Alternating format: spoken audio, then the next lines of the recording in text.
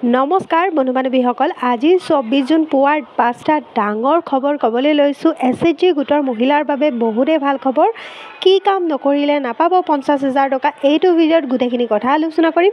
বলক দেৰি নকৰাকৈ ভিডিঅ'টো আৰম্ভ কৰোঁ। আৰু যদি মোৰ চেনেলত কোনোবা নতুনকৈ আহিছে, স্ক্ৰীনত দিয়া ছাবস্ক্ৰাইব বাটনটো ক্লিক কৰি দিব।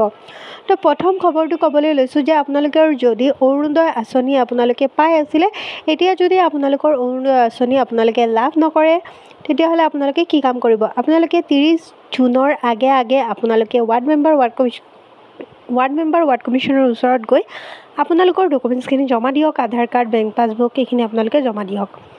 বুজি পালে? 2 নম্বৰ খবৰটো হৈছে আপোনালোকে যদি KYC দিয়া নাই, মানে বেংক একাউণ্টৰ লগত আধাৰ কাৰ্ড লিংক কৰা নাই, তেতিয়াও কিন্তু আপোনালোকৰ কি হ'ব পাৰে, টকা নোসোমাব। অকলে অৰুণোদয় নহয়, অৰুণোদয়ো নাপাব, আপোনালোকে গোটৰ 10,000 টকাটো লাভ নকৰিব। তো অতি সোনকালে এইখিনি কাম কৰি লওক। 3 নম্বৰ খবৰটো হৈছে আপোনালোকৰ যদি গোটৰ মহিলা হয়, যদি আপোনালোকে নতুনকৈ গোট খুলিছে, তেতিয়াও আপোনালোকে এই 10,000 টকাৰ কাৰণে এপ্লাই কৰিব পাৰিব।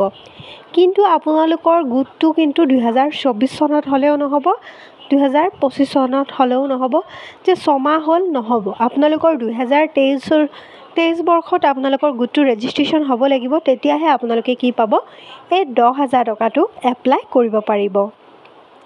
5 নম্বৰ খবৰটো হৈছে যে কি কাম নকৰিলে আপোনালোকে 50,000 টকাটো লাভ নকৰে। যদি আপোনালোকে 10,000 টকাটো পোৱাৰ পিছত আপোনালোকে যদি ভালকৈ ব্যৱহাৰ নকৰে, তেতিয়াহ'লে আপোনালোকে 10,000, তাৰপিছত 25,000, তাৰপিছত 50,000 একো টকাই লাভ নকৰিব।